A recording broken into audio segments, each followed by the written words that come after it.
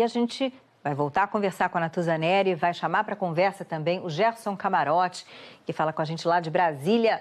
Camarote, vamos começar contigo. É o seguinte, qual é o nível de alerta que se acende nesse momento no Palácio do Planalto? Olha, essa notícia cai como uma bomba, Leila, Natuza. Por quê? Porque você antes tinha palavras, depoimento contra, depoimento desmentindo, então era uma palavra contra a outra, né? Então você tinha ali a reunião, isso aconteceu de fato no Palácio do Jaburu, em 2014, você teve ali uma tratativa, mas se falava que era ajuda de campanha, não, era ajuda, era oficial, não estava se negociando caixa 2, tudo. O que a gente tem agora, independentemente do que aconteceu nessa reunião, que é o repasse da Odebrecht, a gente tem justamente a negociação da entrega do valor. Então, isso é muito forte. O que é que tinha? A Odebrecht contratava uma corretora, essa corretora repassava o recurso através de uma empresa mesmo de segurança. E essa empresa, ela fazia as gravações porque ela queria ter a certeza de que o dinheiro estava sendo entregue, ou seja, era uma forma de controle interno.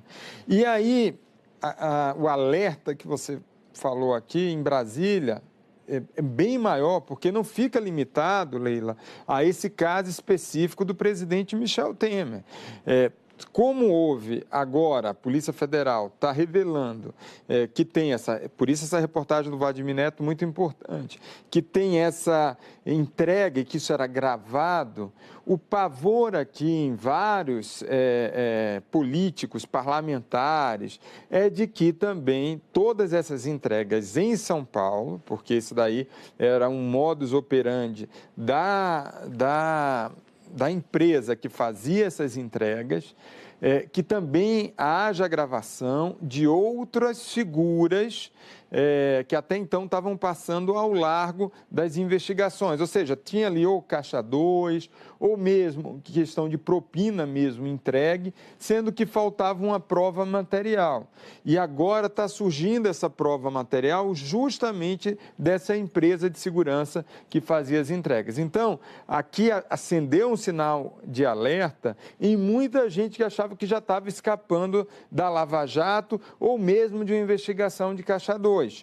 Do âmbito da Odebrecht em São Paulo. Então, essa era uma empresa de segurança que fazia esse tipo de entrega para a Odebrecht em São Paulo, para contatos em São Paulo.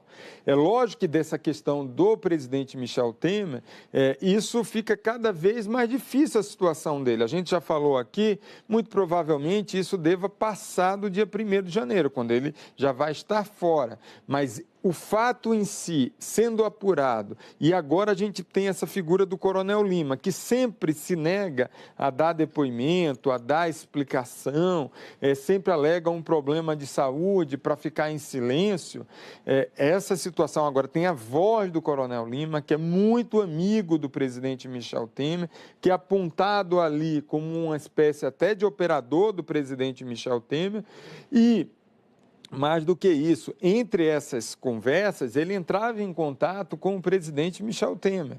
Então, é uma situação que complica muito, porque agora você tem a voz do Coronel Lima numa negociação para recebimento de recursos, e isso daí é um ingrediente que acaba fechando várias pontas, porque você tinha a negociação, você tinha o depoimento, mas agora você tem a materialidade dessa entrega do dinheiro. Então, a situação fica bem mais complicada, independentemente disso acabar antes do dia 1º de janeiro, quando ele deixar a presidência, mas quando ele deixar a presidência, ele vai ter muito, muito problema do ponto de vista jurídico e ter que dar todas essas explicações, ou seja, o cerco se fecha cada vez mais.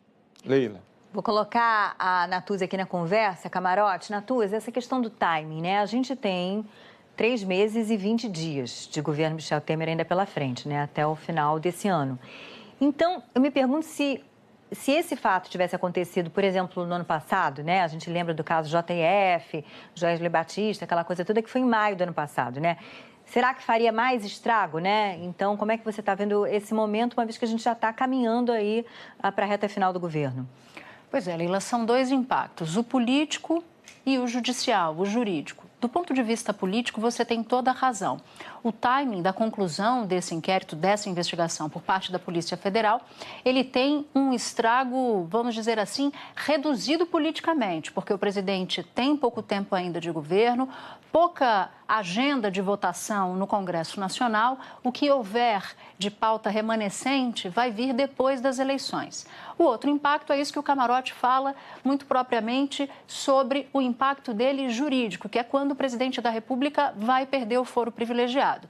Se não houver nenhuma alteração na legislação ou se não houver nenhuma decisão do Supremo Tribunal Federal mantendo este caso na mais alta corte do país, o presidente perde o foro. E é bom a gente dizer que a conclusão desse inquérito, se o presidente da República não tivesse foro privilegiado, seria o equivalente a indiciamento.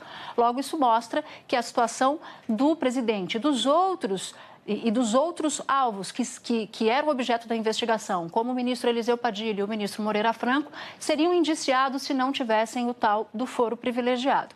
Logo, a situação jurídica é mais grave do que a própria situação, o impacto político disso. E eu queria resgatar uma coisa que o Camarote disse, Leila, quando se veio a denúncia, quando se veio a acusação de um acordo no Palácio do Jaburu, que é a sede do governo, é a residência oficial do presidente da República, ali todos os fatos narrados se baseavam no que diziam os delatores. Logo, precisava de ou provas ou indícios que eventualmente pudessem corroborar o que diziam os delatores. O que os delatores apresentaram? A tal da lista de pagamentos feitos a esses alvos. Bom, os delatores poderiam eventualmente mentir. De fato, delação não pode constituir somente o arcabouço, o conjunto de elementos para indiciar ninguém nem para punir ninguém. Qual é a questão aí? E aí eu pinço essa questão puxada pelo Camarote. É que esses áudios que a gente acaba de ouvir, eles mostram o seguinte, eles apontam na possibilidade de a utilização de códigos, um diálogo baseado e utilizando códigos para dizer o seguinte, olha, quarta, quinta e sexta-feira são reuniões e que a polícia diz que não são reuniões, mas acertos de entrega de dinheiro. E aí, quando a polícia vai cruzar os áudios, combinando esses supostos encontros na quarta, na quinta e na sexta-feira, há, segundo os delatores da Odebrecht, entrega de dinheiro.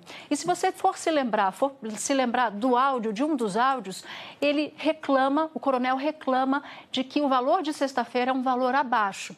E aí, na tabela de propina apresentada pela Odebrecht, estão lá os seguintes valores: 500 mil, que seria a reunião de quarta, 500 mil, que seria a reunião de quinta, e 438 mil, que seria a reunião de sexta. Com isso, eu estou dizendo que está provado o que disseram os delatores da Odebrecht? Não, mas o que está apontado é que há aderência com o que narraram todos os delatores.